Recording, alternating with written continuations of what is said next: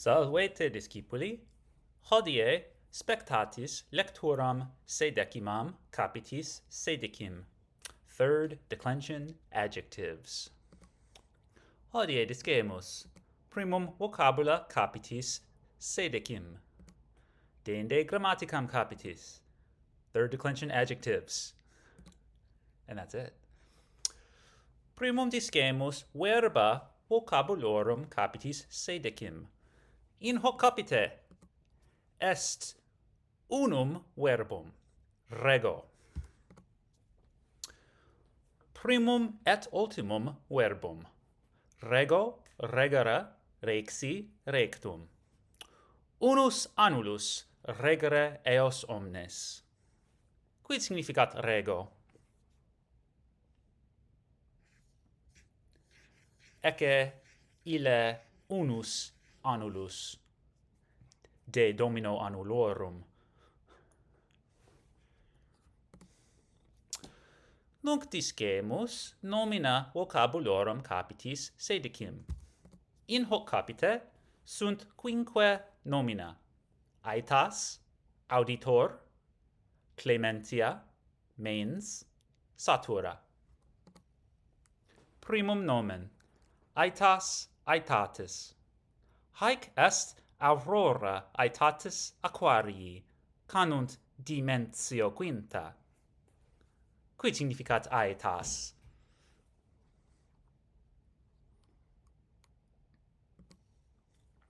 Proximum nomen: auditor auditoris. Magna turba auditorum metallicam spectat et audit. Quid significat auditor? Ecce metallica, ecce auditores, ecce auditorium. Proximum nomen: clementia clementiae. Mozart operam nomine clementiam titi de imperatore bono et gratioso clementique composuit. Quid significat clementia?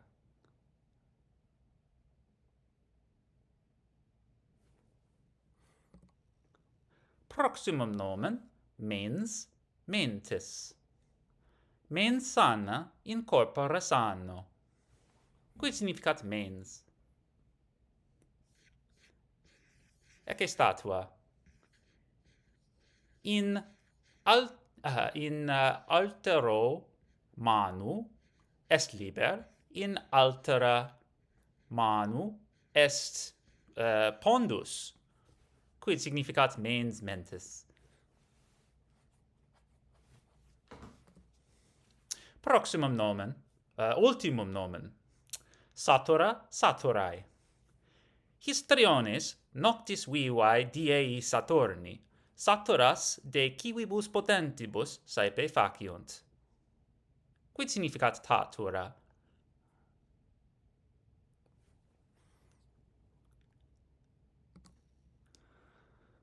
Nunc discemus adjectiva vocabulorum capitis sēdecim. In hoc capite sunt sunt plurima adjectiva. Unum, duo, tres, quatuor, quinque, sex, septem, octo, novem, decem, undecim, duodecim, tridecim.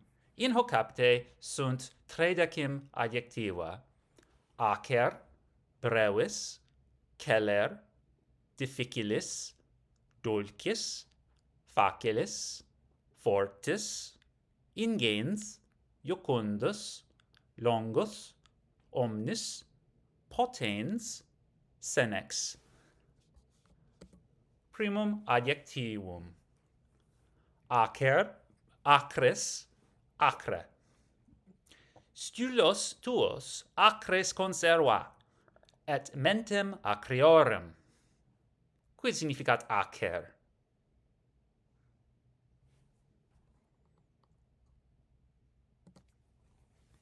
Proximum adjectivum: brevis, breve. Ars longa, vita brevis. Scripsit Hippocrates, medicus ille graecus. Quid significat brevis?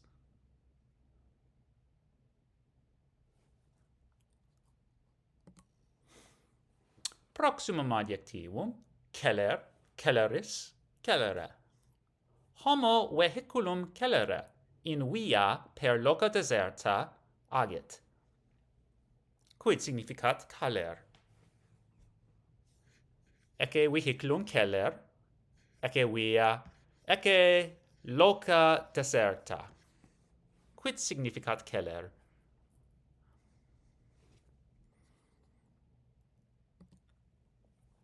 Proximum adjectivum, difficilis, difficile. Lingua Latina non est difficilis, si omni die parvae parti eius studebis. Quid significat difficilis?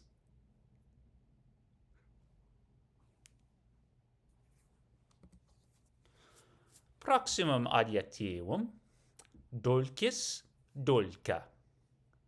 Rosae sunt rubrae, violae sunt azureae. Saccharum est dulce, et tu quoque. Quid significat dulcis?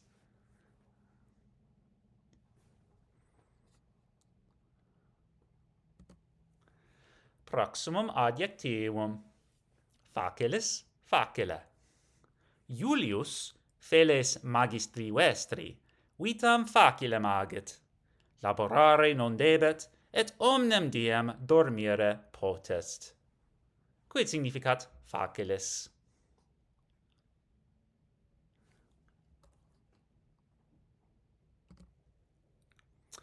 Proximum adjectivum, fortis, forte.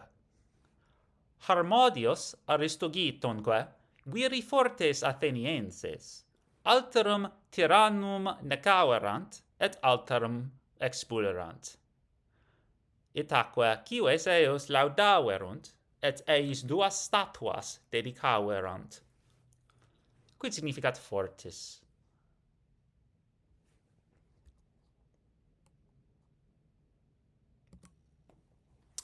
Proximum adjectivum, ingens. Sol est nobis magna stella, sed antari stellae rubrae ingentique parvus est. Quid significat ingens? Sol noster est parva stella, antares est ingens rubra stella. Quid significat ingens? Proximum adjectivum, iucundus, iucunda, iucundum. Pictoram nomine italico Mona Lisa, Franco-Gallici illam iucundam appellant, la Joconde en français. Quid significat iucundus?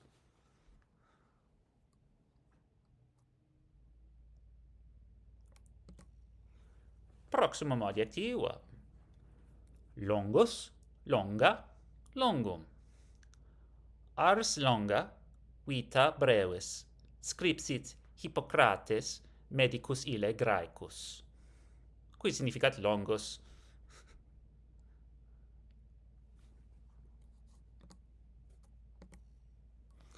Proximum adjectivum, omnis, omne. Unus annulus regere eos omnes. Quid significat omnis?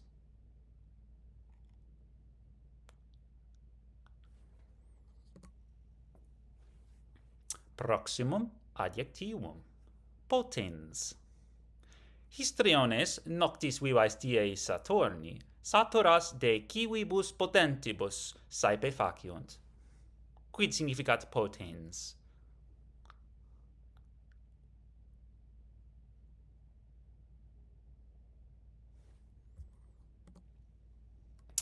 Ultimum adjectivum, senex.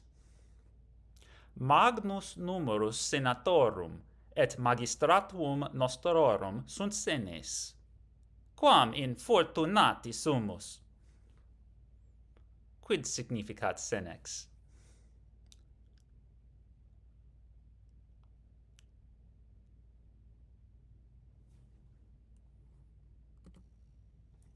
Nunc discemus alias partes loquendi vocabulorum capiti sēdecim. In hoc capite est unum adverbium quam. Adverbium quam. Magnus numerus senatorum et magistratuum nostrorum sunt senes. Quam infortunati sumus?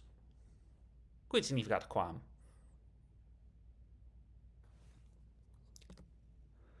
Okay. So the only grammar we're learning in this chapter is third declension adjectives. And you'll see why it's the only thing you're learning. But honestly, it's not so bad.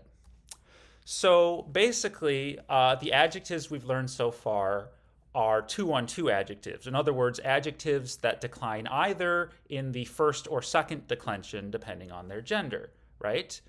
Well, there's also adjectives that decline exclusively in the third declension. Okay, so these are the ones we're learning today.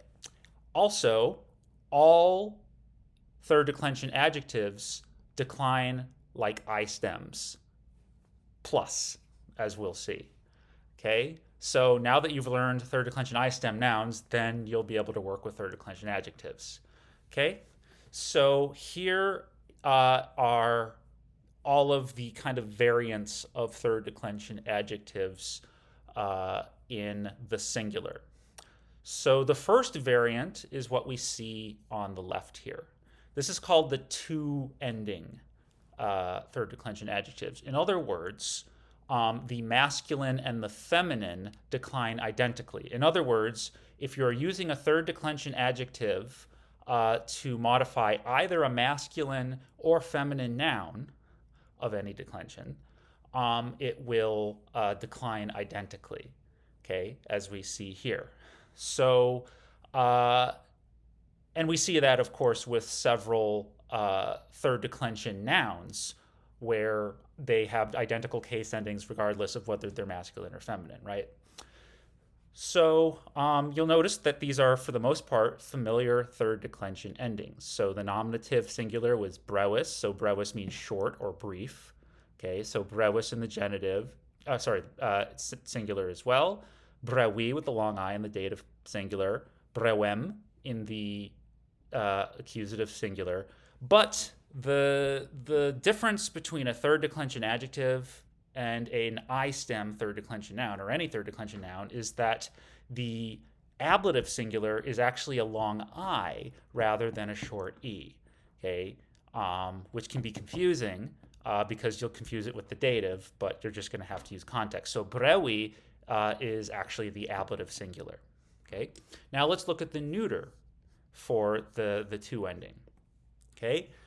Now you see why Latin does not use the short E for the ablative singular, because the short E is actually the nominative singular ending for third declension adjectives of this type. So breve is the nominative singular if it's modifying a neuter noun.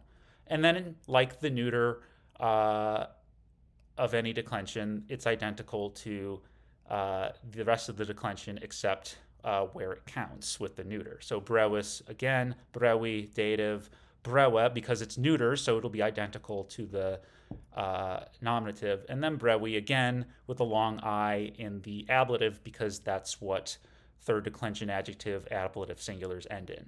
Okay. The second variant is what's called the three ending.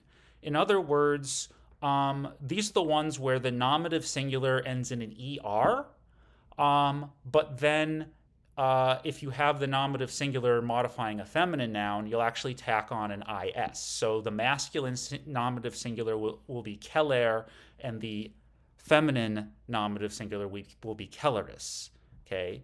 And this is the word for fast or swift, right? But that's the only difference between a two ending and a 3 ending third declension adjective is just in the nominative singular, the feminine will have the is tacked on to the er. Okay. Finally, on the right here, we have what's called a single ending third declension adjective. And what that means is in the nominative singular, for all 3 genders, it will look identical. And so these are the ones that tend to end in ens in the nominative singular. So ingains meaning huge or giant or large. Okay. Also notice that when they decline, they change the spelling a bit to give you what the real stem is. And the real stem of these ens single ending third declension adjectives is ent plus your familiar third declension adjective endings, as we see here. And also you see here that when you get to the neuter, of course, the neuter singular will be identical to the nominative rather than looking like this. And as before, it'll have the long I in the ablative singular. Okay? Okay, now let's look at the plural. So here's what the plural looks like. And you'll notice that in the plural, they decline identically to I stem nouns in the plural. Okay, so for the 2-ending or 3-ending third declension adjectives, it'll just decline like an I stem third declension noun. Brewes, brewium, there's the I stem, brewibus, brewis, brewibus. And the neuter will also decline as if it were an I stem third declension neuter noun, okay, where you have the I before the A in the nominative plural. Still, of course, the I before the um, and then, of course, also in the accusative here. Okay, and also notice how single ending ones, like ingains, right? Once you're in the plural, you already have this stem with the ending in the T in play, and so you just tack on the same endings. Of course, plurals are always easier to deal with. They're more regular, actually, than singulars. Okay? The last thing I want to remind you, and I suppose I should have used an example here, is that even though third declension adjectives decline in the third declension, they very well might be modifying, first or second declension nouns, and they're not gonna have different case endings even if they're modifying a first declension noun. For instance, they'll keep their case endings. Okay, so you might have in Catholicism, we have a thing called a missa brevis, okay, a short mass. Okay, missa, missae, is the first declension feminine for mass, right? And brevis is the feminine nominative singular for short, okay? But it's going to be spelled missa brevis, okay? So brevis will have its third declension case ending, and missa will have its first declension case ending. However, they will still agree in gender, case, and number, even if they don't look identical with their case endings, okay? So we'll have plenty of practice kind of mixing and matching nouns of different declensions with adjectives of different declensions so that they can agree. Okay, that's it. I'll see you later. Wale te discipuli.